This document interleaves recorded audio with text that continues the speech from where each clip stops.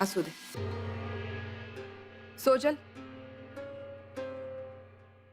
बड़ी बहू होने का फर्ज निभाओ। जिस तरह मैंने तुम्हें इस घर के सारे कायदे कानून सिखाए, वो सब तुम आस्था को समझाओगी।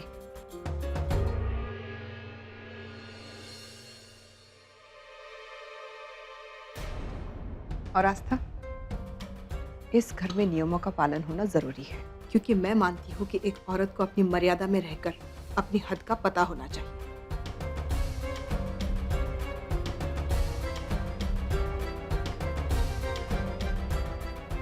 और जितनी जल्दी तुम अपनी हद को समझ लो, उतना तुम्हारे लिए अच्छा है। तुम्हारा मंगलसूत्र कहाँ है?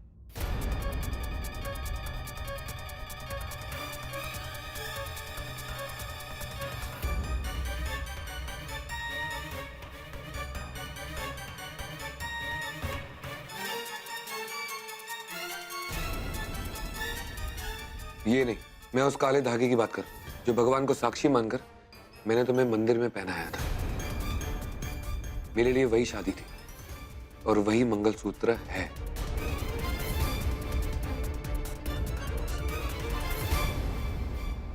हाँ, आधी पोट भर जेवून घेते मग बघते। छान झालं। कौन है इस वक्त? खाने पे बैठे नहीं, दरवाजा खटखटा। भिखारी होगा, मेरा ही घर मिलता है इनको। वो मेलेला माझंच घर मिळालं। दाखवते एकदा। आई, ये क्या कर रही हैं आप?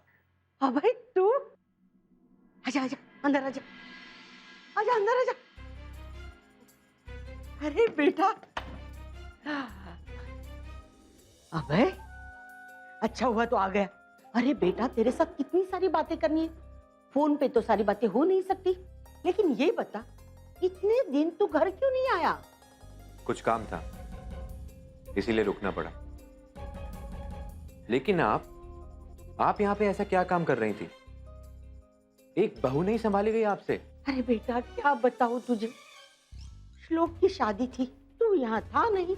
ज्योति के साथ तो मुझे ही जाना पड़ा। तेरी बीवी ने उस घर में कदम रखे नहीं।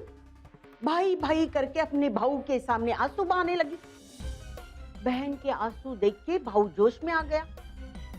कहने लगा, अगर मेरी बहन को तकलीफ हुई तो तुझे और मुझे पुलिस जेल में डाल देगी।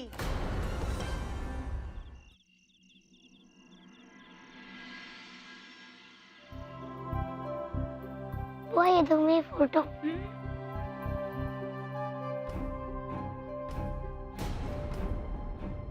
आस्था, शादी के वक्त तुम कितनी चमक रही थी, अब अचानक तुम्हारे चेहरे की लाली को क्या हो गया? कहीं वो ब्यूटी पार्लर का कमाल था?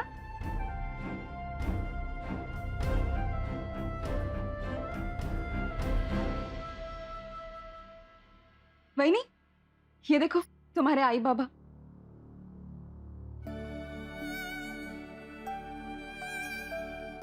जी भर के देख लो, बहुत याद आ रही थी ना। देखो,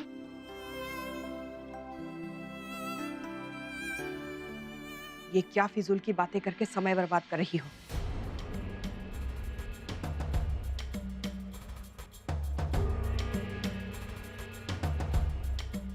देर हो गई है, अब सो जाओ।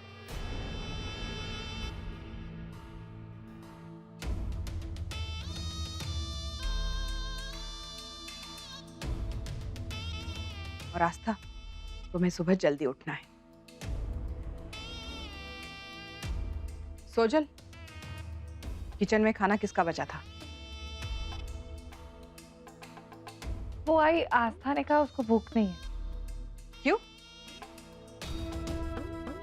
इतना बड़ा घर, यहाँ की चकाचौंध, दौलत सब देखकर तुम्हारा पेट भर गया, जो भूख नहीं बची?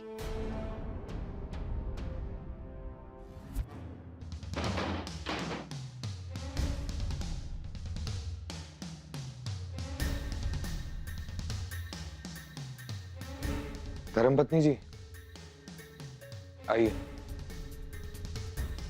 जूता उतारिए।